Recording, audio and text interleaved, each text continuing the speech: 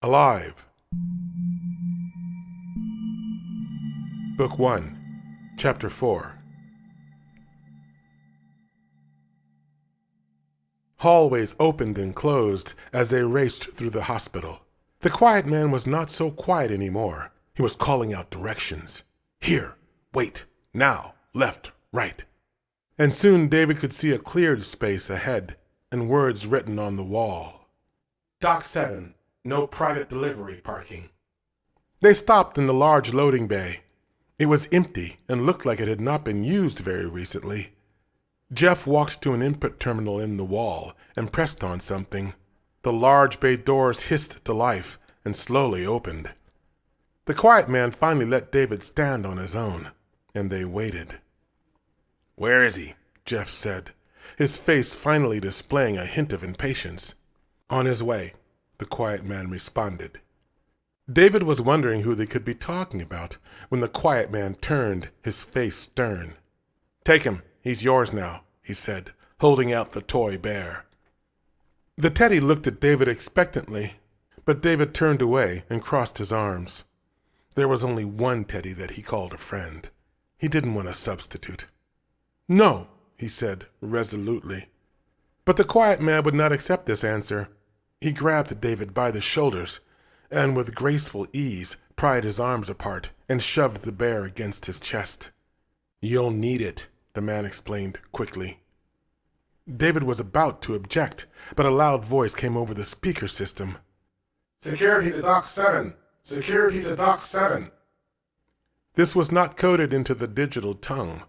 This was a command for Orga men who would be carrying weapons. "They found us," the quiet man said. Jeff grunted an acknowledgement, but showed no other emotion. David finally understood now that they were taking him without the hospital's permission. He jumped up to make a dash for the door, but Jeff's grip was too strong. "Let me go!" he yelled, kicking at the man. But the strikes had no effect, and neither man seemed very concerned with his protests. "Play nice," the toy bear suggested in a stern voice. David attempted to fling the thing away, but it clung to his arm with a grip that was pure mecha. The men ignored the scuffle going on below their field of vision. They stood, unmoving, staring at the bay doors, waiting. Then there was a hiss like steam escaping, and the doors started closing again. David's heart jumped with excitement. Someone was closing them from somewhere else in the system, locking the escape route.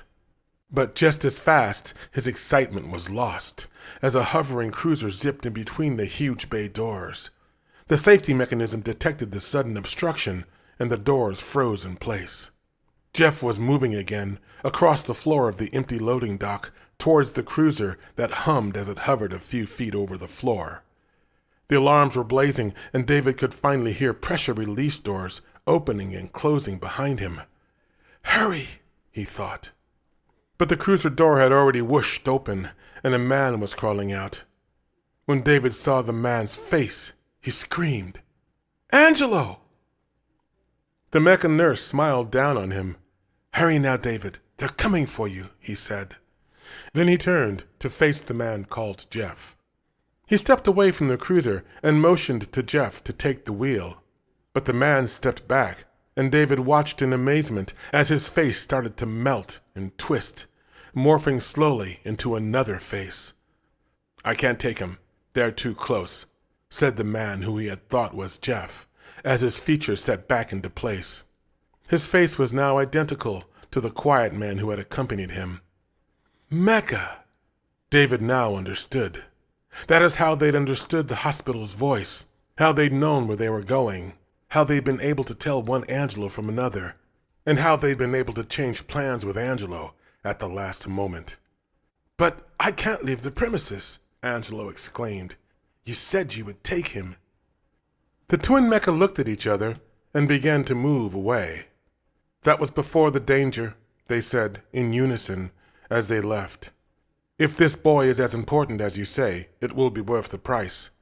We have to go now." And they did, disappearing outside the doors into a parking lot filled with cruisers of all sizes and shapes. Angelo had no time to think. The inner door to the bay was hissing open, and dark-clad shapes were moving quickly onto the large platform. "Get in, David," he commanded, jumping back into the driver's seat. David saw a face among the men. It was the man who preferred to be called Jeff, the real one, and he looked very angry. Pissed is how his Orgar brother would have said it. David saw the man spot them, saw him pointing, shouting orders at the men with him. David could not hear what he said from this distance, but he could easily guess what it must be. He jumped into the cruiser, and Angelo shut the doors and started backing out. Something smashed against the cruiser's glass dome, but was repelled and whistled away. "They're shooting at us," Angelo pointed out needlessly. And they were instantly off, moving quickly away from the bay and onto the main exit ramp. The sky was dark and brooding, and the cruiser's dome was already covered with rain that was wiped off by an invisible repellent. "They won't be far behind, David," Angelo said. "I wasn't supposed to be taking you. It was supposed to be the twins," he complained. But then his face set into a determined expression that David couldn't read. "Who are they?" David said, as Angelo banked into a row of cruisers where they might not easily be noticed. The vehicles were lined up at an entrance to the freeway, waiting for an open space to move into traffic. "They're rogue morphing bots," Angelo replied. "Friends of a friend who owed me a favor." But he stopped there and would explain no further. He had other things on his mind. The cruiser in front of them finally moved forward onto the freeway, and Angelo pressed the thrusters on the steering bar. They zipped into traffic, engine buzzing like an angry wasp, and shot into the fast lane.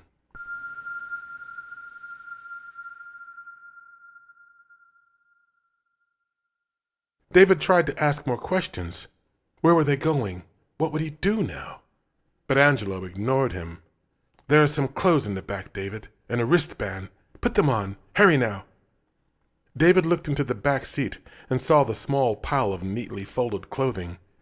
He slipped out of his hospital gown and put them on as Angelo moved down an exit ramp and into an area that was covered with overgrown greenery. At the base of the exit, he pulled the cruiser to the edge of the road and stopped. David tried to get his attention, but Angelo shushed him. The mecha sat pensively for a moment, as if he was making a critical decision. Then, without a word, he hovered onto the road and followed it into the forest. "They've lost me," he said, as if to himself. And David saw something strange in the mecha's eyes.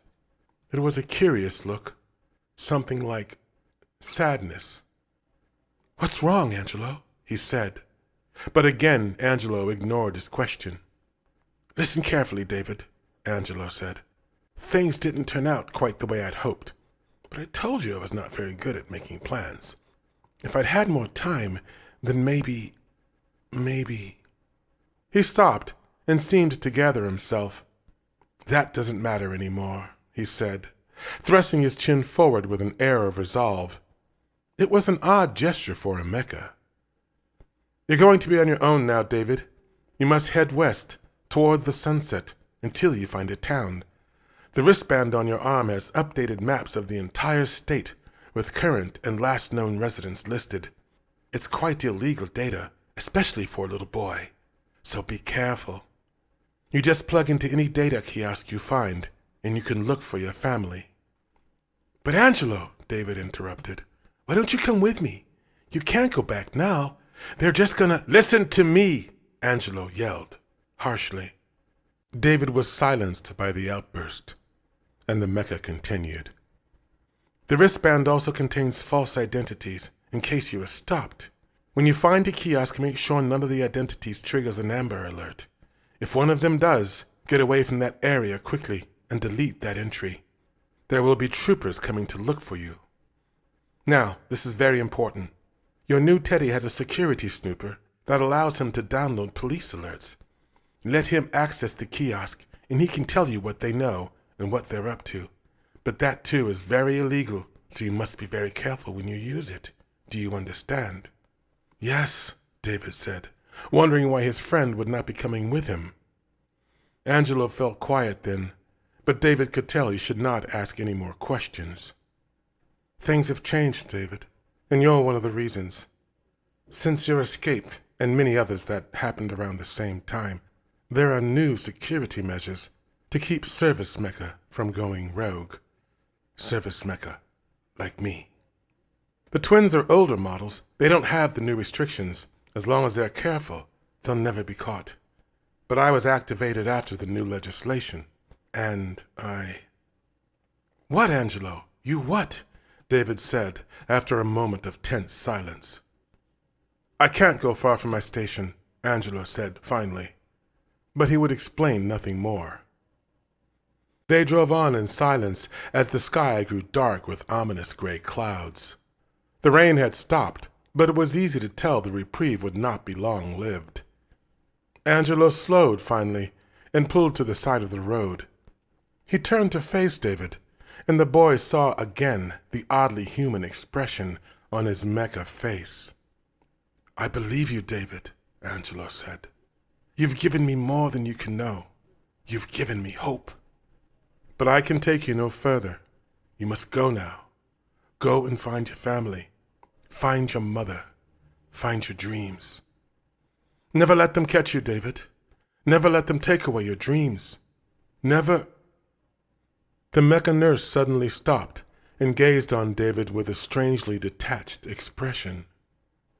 Come with me, Angelo, David said. I can take you to the Blue Fairy. I know where she lives. If you ask her, she can make you real too, just like me. I know she will. Angelo said nothing. Come with me, Angelo, David insisted. But Angelo just stared. His face was blank, and his eyes full of a sadness that David did not comprehend. Angelo, he said again.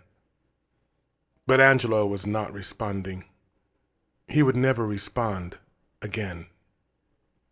David understood now what security measures his friend had been explaining and what had been the price the morphing bots were talking about. We should go now, David, Teddy said in a logical voice. A storm is coming. Angelo, David said again. But he knew his friend was gone. David was certain that this sadness was the worst thing he had felt in his new life. Oh, this human condition. To what purpose this pain, this loss? He held back his tears, intuitively knowing that this was not the time or the place for them. Goodbye, he whispered, and pressed the release handle on the door. It whooshed open, and David stepped out onto the mud-covered earth. The forest was alive beyond the edge of that road, and he was no longer impervious to the cold or the things that slithered and bit. But he had no choice now.